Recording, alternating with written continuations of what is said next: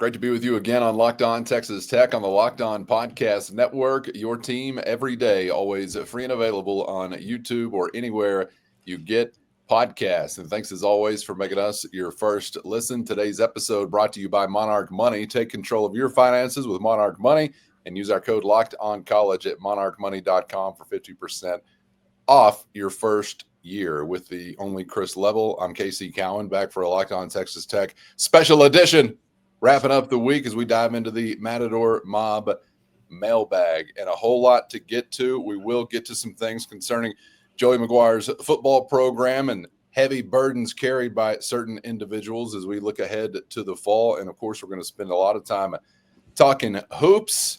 And in general, when you're in the land of college sports, what else is on the docket? Cash conversation, possibly a contract, litigation mentioned as well. It's all part of the fun. But we'll kick it off actually on the hardwood, Chris, as we're continuing to, simply be on the lookout for a finishing piece or close to a finishing piece for Grant McCasland and the Red Raider basketball roster. And that was the most popular question of this week, was regarding a subject that we just left on the most recent episode. So we can jog some memory or update anything that needs updating. But questions about Ben Henschel seemingly at the top of the list for the Mob this time around. We had Greg and Harold, we had Landon, we had Eric, we had Dale, we had Ed, we had Reed and Christopher, that I know of, asking about Ben Henschel and some priorities, possibly some timelines and eligibility as well. But the one I really wanted to start with was more about valuation and understanding sort of a fit, whether it's from an NIL perspective or simply his profile as a player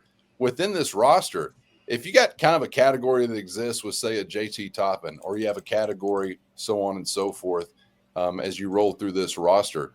If Henschel, we could dream about him possibly being a part of it, if it turns out to be true. What category actually is he in? Is he instantly in your upper tier, both on and off the floor, NIL or other considerations involved? Or where do you think you might slot him in, actually, if you could make some comparisons? In NIL, yes. That just may be what it takes, or go find somebody else for a different cost. And I mean, it regardless of whether he stays in the process or not, you have to be like invited to the NBA draft process. I mean, like they don't just go, yeah, sure, man, come on down. We'll put you through the ringer and see what you got. Open tryouts. Yeah, that's not how it works. So the fact that he's included in that process tells you that there's some pedigree there, and there's some, word of mouth. There's some measurables. There's some film that people have seen, and then obviously then you play it out and you get with other people and you go through it. But I can't even say for certain that he's a starter here. But he's a heavy lifter for sure, and he might certainly be a starter. Some may listen to that and go, of course he'd be a starter. I mean, maybe, but I don't want to just like paint that with a broad brush and go, sure. I mean, but he would be another primary guard that I think would have a pretty large role, and that would be allowed to grow or whatever as he were to, because right now everybody's in a bit of a break. Okay, most college campuses are kind of, this is the one of very few breaks that they all have, is kind of this May after finals and before the first session of summer. So there's like this 2 or 3 week window where but I think you would prefer to have your pieces in place by the time that you kind of get back at it in early June. You may not get that, but that would be the preference. And again, some of this stuff, it's there's a lot of gray area here on. I mean, Christian Anderson obviously had a phenomenal year, and he missed some time last summer because he was doing his thing for the German folks with that team. But I think you'll find out something here rather quickly. I say rather quickly. I mean, define that. Well, in the next week or two, but even then, you just have to expect the unexpected. I mean, there's various timetables. International kids are it's a bit different. Everybody wants it wrapped up very quickly and put a bow on it and, let's be done with it. But because, myself included, but that's just not how it works sometimes. And, is the decision of his Texas Tech, stay in the draft, go back over? How many other options are there available to him that we are unaware of or don't know about or that he's seriously considering? We kind of want to keep it at door number 1, 2, or 3. And maybe there's, is Florida one of them? Is there an unnamed, potential college that, but I know you came in very strong. He has a lot to think about if money is of interest to him, and a good basketball program with a phenomenal staff and head coach and a need. And there's a lot of boxes you can check. This is the way this is supposed to work. Hey man, we will do this. And you immediately have a role here. This is kind of what we envision. And you got a back and forth on that deal, but that's, I don't know if I've got one that's even harder probably to define. So let me throw this at you, because this was also something that was asked about Henschel. Do you have a feel, or has it been expressed kind of like as far of a desire for the NBA, a desire for some type of college basketball experience? Is it sort of college is there if the NBA options aren't to his liking and that's the priority breakdown, or do you have a feel for that part of it? I would say to you that I think what he's ultimately trying to do, I can't, this isn't a direct quote. This is what I'm based on the info that I've got. I think what he's ultimately about is you're trying to play at a higher level than you've been at. You're trying to advance your career and kind of take a next step. I think that I can't say that it's the biggest college or the biggest level, like NBA or bust. I can't say it's for the most money. Yeah. I think there's probably some things you're looking for that come with that. And so playing in the NBA or at a Power 4 school, that's going to come with some compensation, the way the rules are right now. And it's also going to drop you in the deep end of the pool, regardless of circumstance from a basketball standpoint. And you're going to play against legit competition, night in and night out, good coaching, hostile environments, the whole thing. So that's the way I would answer that, is that I think that is ultimately the desire, but that can look, you can get that in a variety of different ways. Yeah, that makes sense. I think Power 4 college, like our Big 12 basketball, is much tougher than the G League. But if your ultimate goal is to go to the NBA and the G League is the pathway to that, and you feel like that maybe that's what, so, I think advancing his career, playing at a higher level and all that. And again, I haven't talked to the young man or his camp. But that's what I'm able to surmise from my info. I'm not so sure that he's not AI altogether.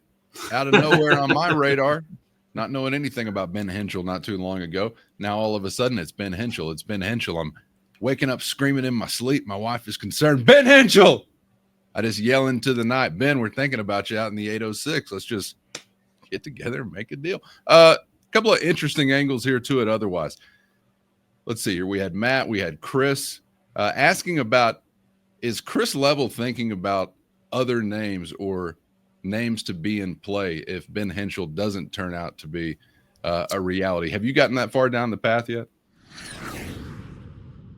First, today's episode brought to you by Monarch Money. Ever check your bank account and wonder, where did all the money go? Between dining out, online shopping, and entertainment, it can be easy to lose track. That's where Monarch Money comes in, your personal CFO, giving you full visibility and control over your finances. Monarch Money isn't just a budgeting app, it's a complete financial command center. You can track all your accounts, investments, and spending in one place, so you stop just managing your money and start building wealth. You're going to love the all-in-one convenience. Instead of juggling multiple apps, you can use Monarch to check your finances, track spending, and even plan long-term goals. So take control of your finances with Monarch Money today. Use our code LOCKEDONCOLLEGE at monarchmoney.com for 50% off your first year. That's monarchmoney.com and our code LOCKEDONCOLLEGE for half off your first year.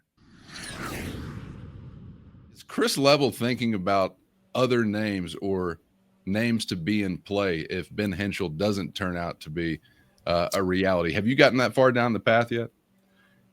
No, I mean, there's just not a whole lot left. Maybe some international options, maybe a few in the portal, but I don't know. I don't want to say this, but I mean, I wouldn't just totally rule out it's kind of, this young man, or hey, let's just go at it with what we've got. I just think there's a way to. There's still some players out there. I just don't know if we've honed in on any options just yet. Remember a few weeks ago there was the Miami guard that was originally from Houston. There's been some whispers about other potential options. This is a high upside option here, like with some legit talent, and you're kind of betting on that you can harness it quickly and adapt him quickly. And heck, man, maybe you keep him here for longer than just the 1 year. But this is kind of a swing for the fence type of scenario. Now, I do think that something like the pitcher's tired at this point as far as swinging for the fences, because at its when we first heard about this, I'm like, this a lot needs to go your way. Well, we're in the 7th inning, and now it's like, man, my arm is like I don't have as much pop on that fastball. So you may be able to to hit it over the fence here, because I mean, again, the Florida option may no longer be. It's not like we're reading about he's just absolutely tearing it up and flying it up the draft charts. So and I know your financial offer is extremely real and legit. So, we shall see. But I just am of the opinion that I think that somebody's got to be able to come in, and if not, then our one of our most important players is tricky, because we did this last year and it worked, but he also had a senior next to him. Now we point to Nolan Groves. This is kind of what you would look at and go, okay, you're going to have to be a guy here pretty quick. And Calvin, here's the thing. You have a legit team on paper, and there's been a lot of money committed to it. Are you willing to chance it with multiple freshmen? And now granted, Ben Henschel is a freshman, so anyway, it's just I just don't know if you would do without, but maybe you would. Maybe there's just you're like, hey man, we're better off with what we've got than trying to add another piece in here. So sorry for being long-winded there, but it's just there's a lot of dynamics, but there's a lot to think about. I mean, you're going to play in Madison Square Garden, folks. I mean, you're probably got another road game. You're going to play in front of a sold-out crowd in Fort Worth, Texas, against an SEC opponent. I mean, you're going to be preseason top 10, and that's before anything else happens. So it's just a lot to consider. Thank y'all for those questions. This question from Kevin: anything to anticipate happening soon as far as men's basketball staff is concerned? Yeah, I wouldn't. I think what will happen is you'll get all those I could be wrong, but I think you'll get all those announcements together.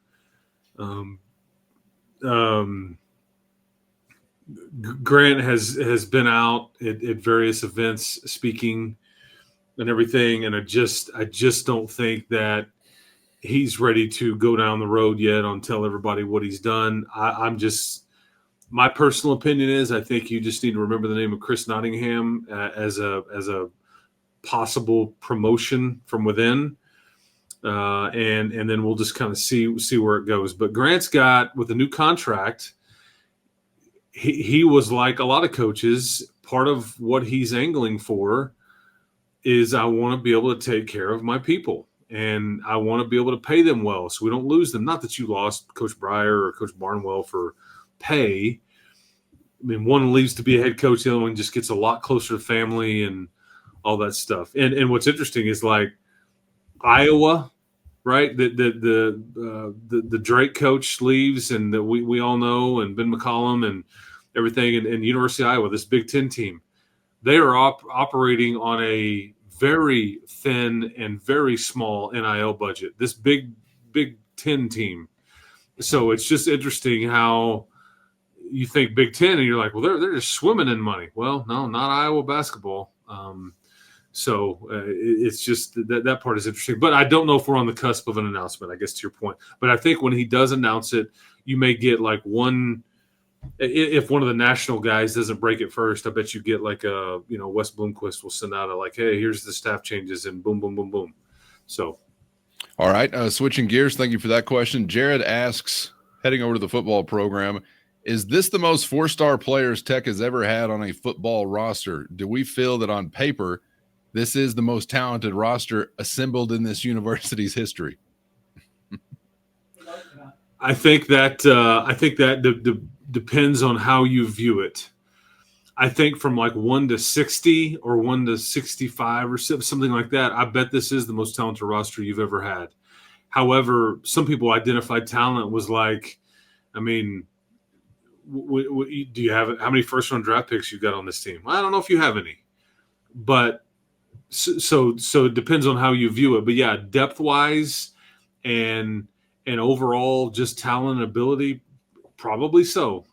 I just don't know if people, and I can sit here and say it to you and to everybody repeatedly, I just don't know if people really grasp what this actually looks like. And what I mean by that is when you see your team in uniform compared to the team that they're playing or compared to each other, based on what I am used to seeing, it is just a far different animal over there roaming the countryside. It just absolutely looks and it will feel different because of that. I mean, just larger humans, a lot of them, and the depth and because that's the thing that I think that maybe has been under discussed by myself, I guess, is that we could sit here and have these conversations about who's the most important guy, and there's going to be some of those. But you've added enough to where if you take away this guy or that guy, there are others right there, and in like a DB's case, like two others right there. Like there is going to be no Braylon Lux scenario at corner this year. That is not happening unless you have, heaven forbid, like 5 to 6 injuries. And that just doesn't happen. So same with receiver, same with defensive line. I mean, there's just been times where it's like Tyree Wilson goes down. If now I would probably feel this way a little bit about Jacob Rodriguez. Okay. I would feel this way about Baron Morton, but I mean, there's just not a long list of like, oh no, I mean, you're going to be just fine. You're going to be just fine. But yes, most talented. I'd have a hard time arguing that. All right, thank you for that question. Luke asking about Baron Morton and Eric asking about Baron Morton. I want to get to the future in just a moment, but as for the present, heading into 2025, the question is, do we think that Baron Morton has the biggest weight to carry individually going into this season? I think it's an interesting one. I wonder maybe who might be on the short list if it's not Baron Morton. Of individual players, you really need to be impactful if your team is going to be anywhere near what you want them to be. Well, this comes with playing the position that he plays. You either get the most credit or the most blame, and typically it's a bit slanted. Sometimes you don't get the credit even when you deserve it, but you get the most blame, or the play caller does, as we saw last year. But I think Joey and Baron will have a ton of pressure on them, or they will be. They will be who people would point to, right, wrong, or indifferent. It kind of comes with the paycheck. It comes with, the spot. I mean, like, I just don't know if anybody's going to point to like Shieldwood and Mac Leftwich in year one and go, it's all your fault. You suck. Like we are not going to here or there, and it's your fault. Hey man, I just got here. I know. That kind of deal. So as far, but I don't even know if there's a close second. I mean, we could have some discussions here. I mean, I wonder if you go back to the guy you just mentioned, Jacob Rodriguez. Is he on a short list like that? Yeah, although I don't see, I think he's a very good player. I just think he's going to have so much around him that I don't think you're like looking like I just think there's going to be a point where Barron, like if Jacob Rodriguez doesn't play well, I think there's a chance you may be good. If Barron doesn't play well, like that worries me. And maybe there'll come a time where Jacob Rodriguez has to go win you a game. But I know for a fact that Baron Morton's going to have to. I mean, he just is. And Rodriguez was a former quarterback. Maybe it happens in a way we're not expecting. He was. Yeah. I mean, a game-winning drive. Is that what you're saying? Flipping on the other side of the line. I mean, is Upton Bellenfant feeling any pressure as the kicker on this deal with so much writing on it? I just think that comes in different shapes and forms and all those things. But as far as just one player, I'm going to add a name, Howard Sampson. If your anchor ain't anchoring, we probably got big problems with the boat. Well, that boat being the offensive lineman. True. And I guess my thought there, Cowan, is that the bar there is so incredibly low, that if you are just a bit better and you're so much bigger than anybody, on the team, I mean, there's an easy shot for that position to be improved without doing a whole lot. And I think Howard Sampson is legit. So, sure, but we're talking title improvement, because I think that spot can't just be one of your okay or survivable.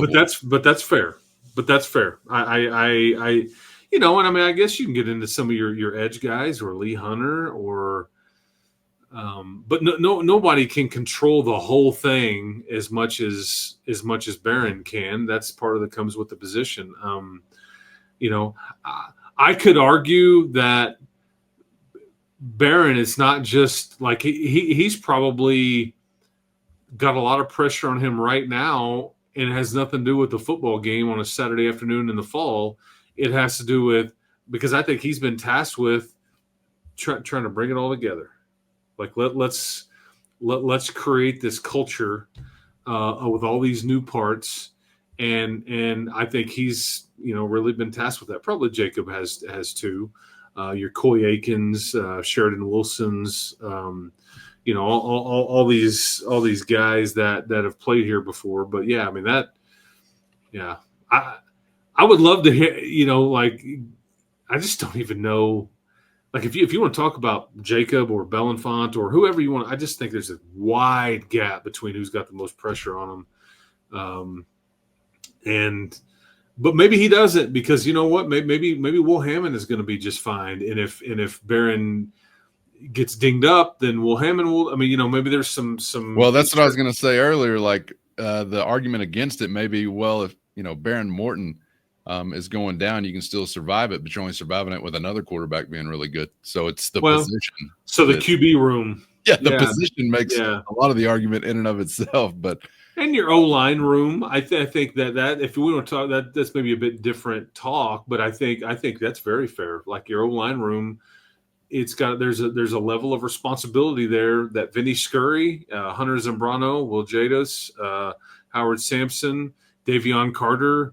I saw Davion Carter on a big board for the draft for next year, according to the PFF folks.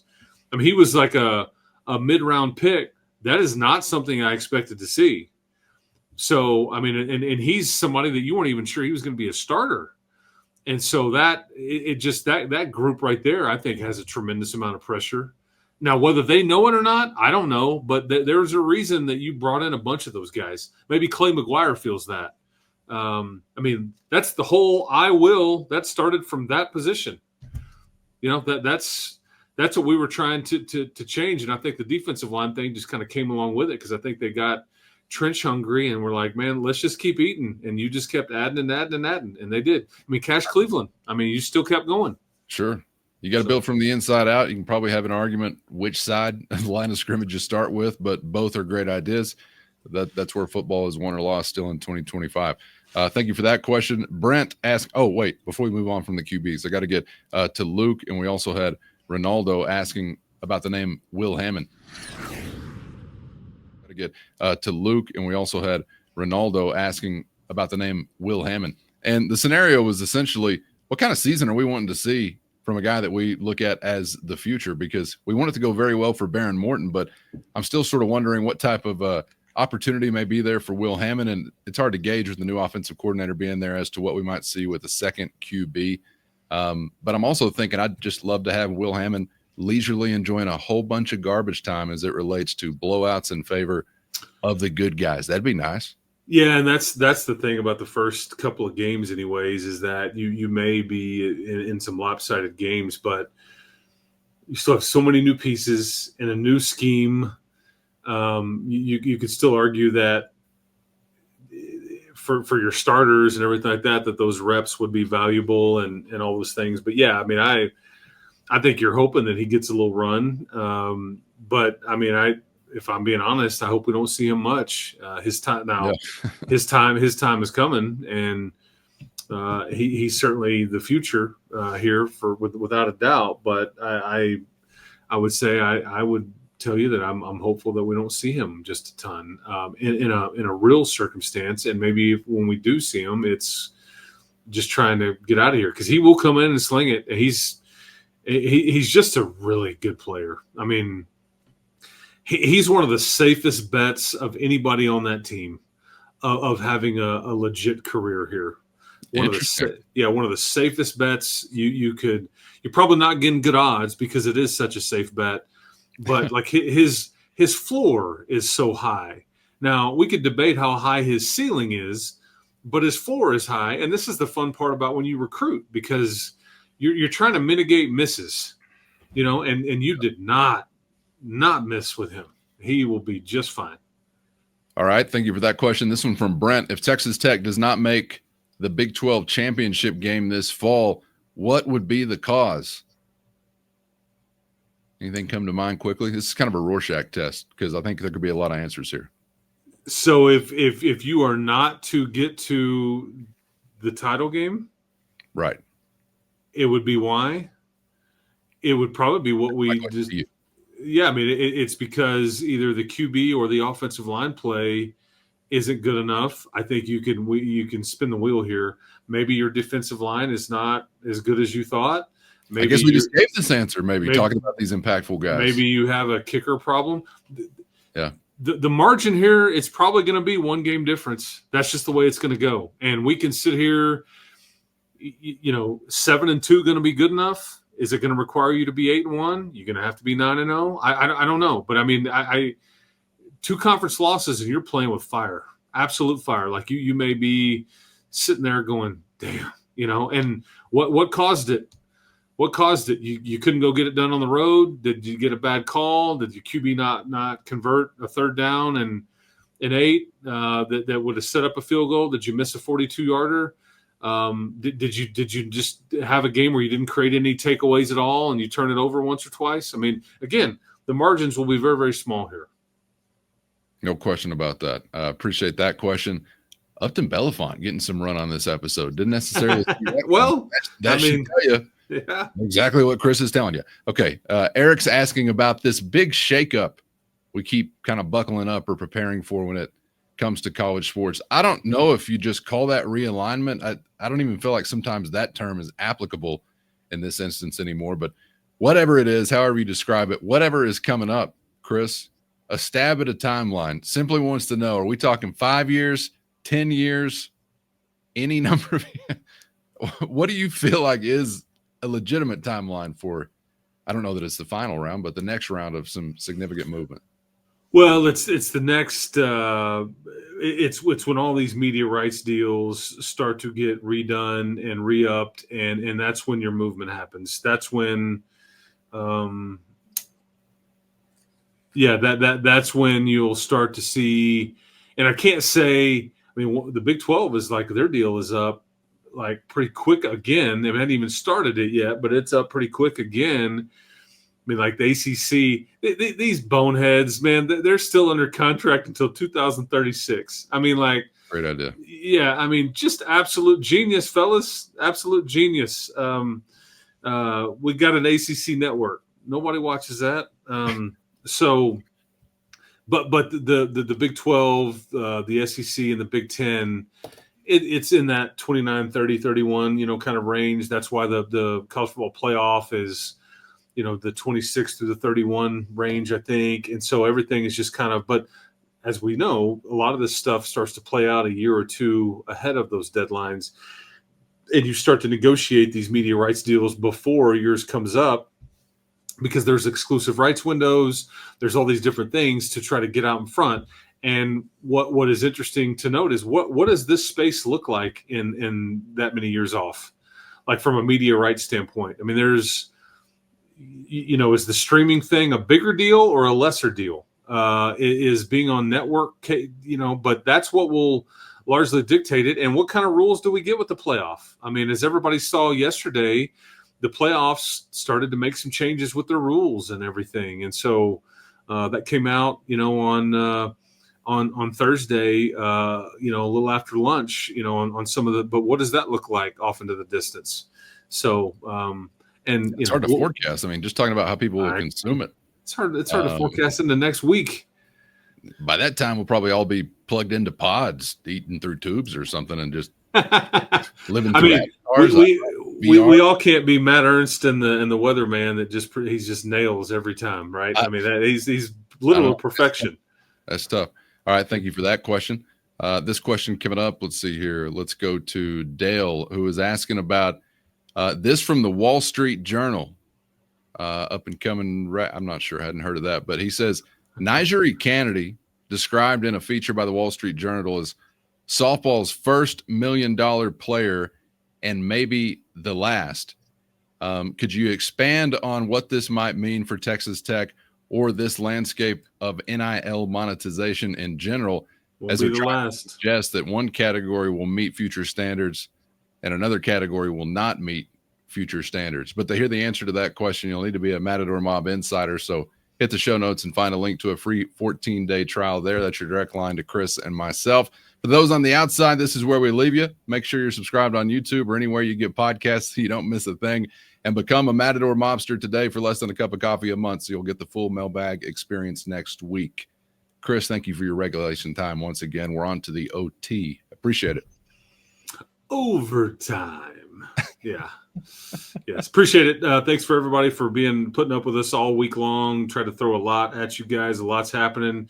Don't forget, next week, Big 12 meetings. You've seen about the playoff changes and all the dynamics that are going on. But Big 12 has a bunch of meetings next week. We'll get some kick times and all kinds of stuff. I think is a lot will be decided next week at those meetings. So, fairly newsy month of May here, and we'll keep at it.